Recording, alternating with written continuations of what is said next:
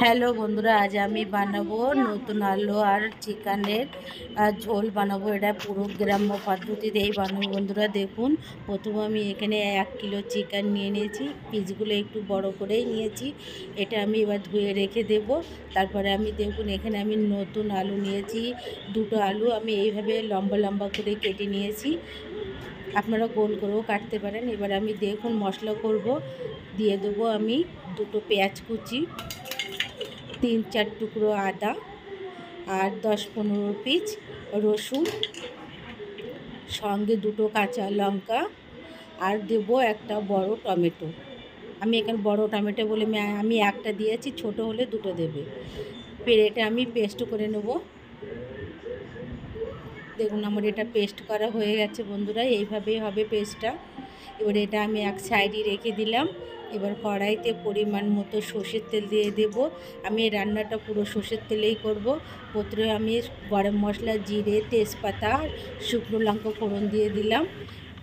এবার এর ভিতরে আমি দেবো যে আগে মশলা পিষে রেখেছিলাম, সেটা দিয়ে দেবো।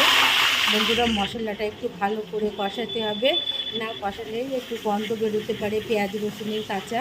এভাবে আমি মশলাটা ভালো করে কষিয়ে নেব। প্লিজ বন্ধুরা ট্রাই করো আর সাবস্ক্রাইব করো। লবণ দিয়ে দিলাম, ফির হলুদ গুঁড়ো, লঙ্কা গুঁড়ো, জিরে গুঁড়ো, ধনে গুঁড়ো। ফির এবার আমি একটু ভালো করে কষাবো। দেখুন এইভাবে কষাতে হবে, যখন চারিদিক দিয়ে তেল ছেড়ে দেবে। দেখুন আমি তো আপনাদের দেখিয়ে দিচ্ছি, এইভাবে মশলাটা কষাতে হবে। এই দেখো চারিদিক দিয়ে অল্প অল্প তেল ছেড়ে দিয়েছে।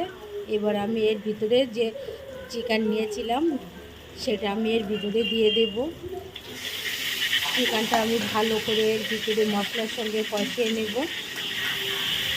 চিকেন একটু মশলা বেশি দিলে বন্ধুরা ভালো লাগে, আর একটু কষাতেও হয়, একটু তাড়াতাড়ি সিদ্ধও হয়ে যায়, কিন্তু মশলাটা একটু ভালো করে কষাতে হয়। এবার কেটে রাখা আলু দিয়ে দিলাম।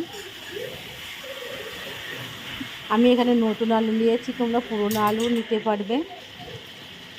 এভাবে আমি একটু ভালো করে কষিয়ে নেব। দেখুন পুরো লাল লাল দেখতে হয়েছে, কালারটাও কত ভালো এসেছে বন্ধুরা। একবার ট্রাই করো, গরম ভাতের সঙ্গে দুপুরে জমে যাবে। ফির আমি এখানে পরিমাণ মতো জল দিয়ে দেব।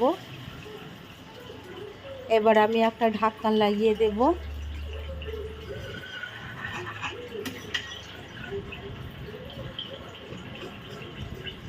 আমি অপেক্ষা করব চিকেনের ফুটে ওঠার জন্য। এবার দেখুন বন্ধুরা কতটা ঝোল কমে এসেছে।